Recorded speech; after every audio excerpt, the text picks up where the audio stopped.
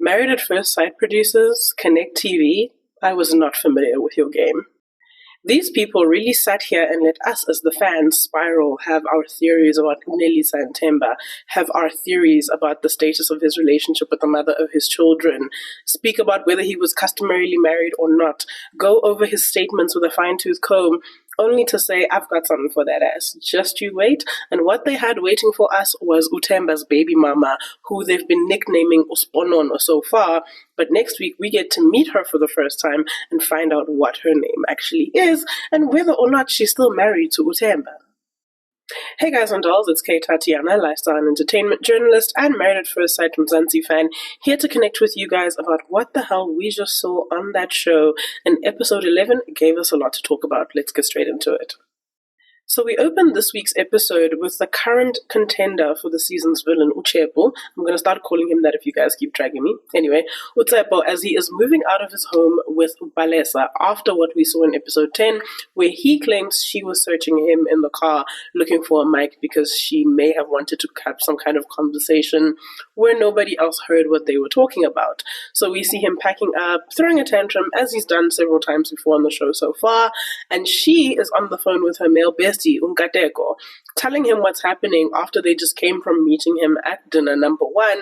And number two, spoiler alert, she's telling us there is no way in hell she is going to recommit to this man when the recommitment ceremonies come along. Now, last week, Unelisa on her TikTok confirmed that there are just 4 episodes left. So if the reunion special is only 1 episode long, that means we have 1 full episode left, the recommitment ceremony, and the reunion, unless next week we're getting the recommitment ceremony and a 2-part reunion special. We don't know yet. We will see, but for now we can assume that that's what's going to happen on the show and how many episodes we have left. Elsewhere in the episode, we get to catch up with everyone's new favorite couple, the Luvalos, as they introduce their friends to each other. Portia, I think, invites one friend who wasn't at her wedding, and Bongani invites 2 of his friends. They aren't the only couple who do this, as the 3 other couples do this episode. And for me, it was just evidence that Zebo was never in it from the beginning. Like, someone at least is bringing 1 friend, nyana, 2 friends, nyana, a sister, a cousin. Are you telling me that from the Val and in Gauteng, you had absolutely nobody that you could introduce Balesa to? Just be for real, dog. You didn't want to. Nobody robbed you of an experience. But anyway, back to the Luvalos. Portia's friend immediately gets there and she's straight up like, oh, that's not Portia's type. And I was like, damn. I thought we were done reminding Bongani of that, but the friend was just honestly speaking honestly. She was just like, yo, this is not the type of nigga I'm usually used to meeting with Portia, so this is new. Bongani's friends bring up the topic of kids, and he reveals that he wants 5, but that's easy for a nigga who's not going to be doing the heavy lifting. Portia is more realistic about this because the responsibility falls on her. Everything that comes with pregnancy, the health scares, the medical, the carrying the babies, the being primarily responsible for them. She's being more realistic about it and being saying like, yo, if we're gonna do this, the most I'm willing to do is 2, and that's if they're twins. We then hear that Bongani's friend is an aspiring polygamist, and I said, not another one. Please, keep these N-words away from us on these TV shows because, Besides Portia's friend's confessional, his looks come up again at the dinner table, and I know they're just bringing everyone up to speed about the challenges they've faced as a couple, but I'm so over this conversation. Can we please stop doing this to Bongani? Like, we get it now. Sis is really lit, guys. Like, oh my god. What is interesting, though, is that Portia calls him a king. I'm sure that man wanted to fly away from that dinner table the way he was so happy to hear that. And I know we're all wary to trust Portia after what we've been seeing so far, but her own friend in her confessional believes what she saw at the dinner table. So if her homegirl believes it, let's not hold our breath, but let's just give this couple a shot. Let's see where this is going. Ubuhle, one of the creators here on TikTok, your fave with the T, said that he went to Bongani's book launch, and Bongani was frequently making references to his wife, saying, my wife, my wife, my wife, saying she helped him write the book, he was still wearing the ring. And considering the fact that a lot of people believe this show was shot earlier this year, he could very well be referring to Portia. So I know you guys have been saying his sisters have been all up and down TikTok dragging Portia and saying we wish her well wherever she is out there. They could also just be saying that to throw us off, guys.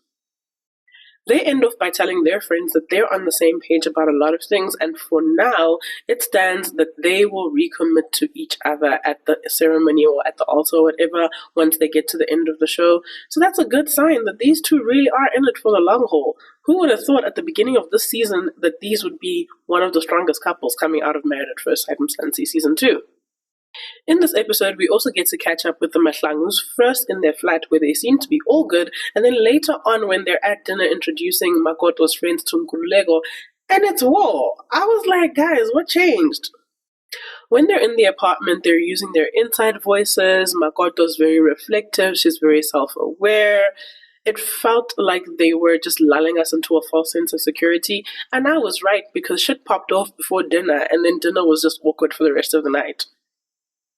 Now, before we get to the dinner with Makoto's friends and Nkululeko, we must speak about Portia and Bongani catching up the next day after their dinner with their friends, where Portia brings up the fact that Makoto was trying Bongani, and he's just like, I want to talk about her. We both know she has issues and she needs therapy. And I was like, clock it! And you know when you're getting to know your man and you guys are bonding by gossiping or by talking about other people. You know, they were talking about Makoto. And then Bongani showed us his capacity for shade when he said, I hope Makoto is not on the show to advance her career. I said, oh, you saw it too? And then in true Bongani, he says to his wife, let's talk about more serious things. How are you doing? How are you doing in the middle of grief? And I just said, oh, if this man turns out to be a terrible person, I'm going to be so mad.